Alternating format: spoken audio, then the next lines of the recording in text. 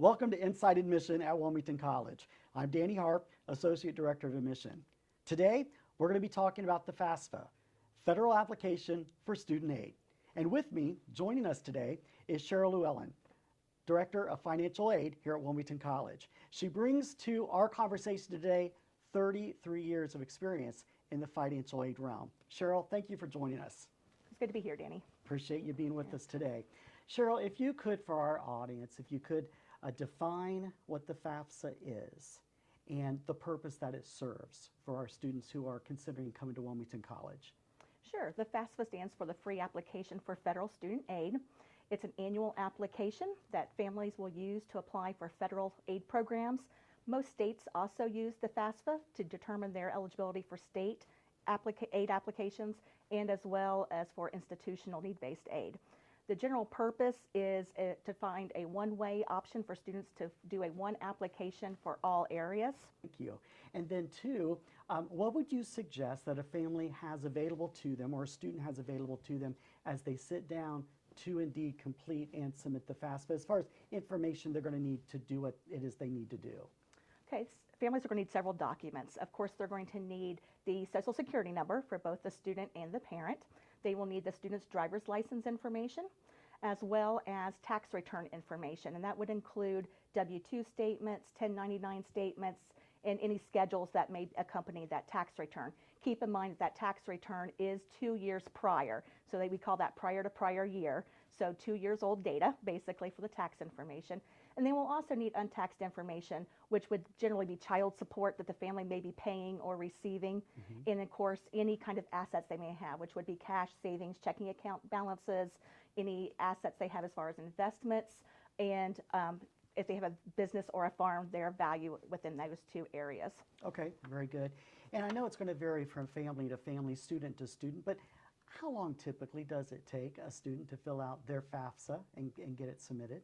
Well, as you mentioned, it is going to vary from family to family. There's those skim readers that will just look for a question and put the answer right in. There will be some that will read the application in its entirety and read every little single piece. Typically, a family sitting down will probably need about 45 minutes. It could be a lot less than that, as long as they have all those documents at hand when they're sitting down to do that FAFSA application. Okay, very good. And Cheryl, I know being an admission counselor and having talked to so many students and families as they filled out the FAFSA, there's times where perhaps they'll hit a hurdle or a glitch or not really know what their next step needs to be or how to answer a particular question. What resources are there for these students if they were to hit a hurdle, so to speak, as far as a contact or a resource, again, that they could contact to say, hey, I need some help. What would you suggest with this? Sure, there's lots of resources available to students. First of all, when you're filing the FAFSA, as you're completing each question, there is a help text that will pop up at each question that will give you a lot of the information that you may be needing to answer the question correctly. There's also frequently asked questions that's available on the studentaid.gov website that students can go to. There's also the Federal Student Aid Help Center, which is available to students by calling 1-800-4FED-AID. And that's a nice service for families when they're working on that FAFSA after hours, meaning after 5 o'clock. And of course, there's always the financial aid office itself. So any institution that you're looking at possibly attending, the student can call them during their normal office hours and ask for assistance. Okay, very good. Excellent. And as the Director of Financial Aid, given all of your experience, what would you suggest? What would be your recommendation in regard to a family, a student completing, submitting, and getting it to the various colleges or college that they're considering for next fall? Okay, sure. The FAFSA is an annual application, so students will start filling those out pretty early. In fact, it opens October 1st of every academic year.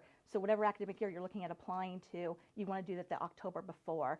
So when that application process opens, you want to do it the earliest you can, simply because most schools are offering their financial aid awards in date received order. So that means first come, first serve, and you want to be in that pool of students to receive funds before those funds run out.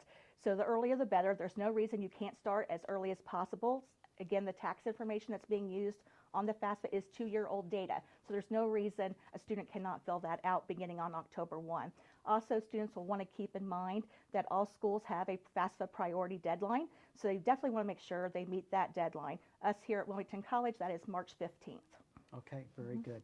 We throw terms around as it pertains to financial aid. We talk about their award letter or being packaged financially.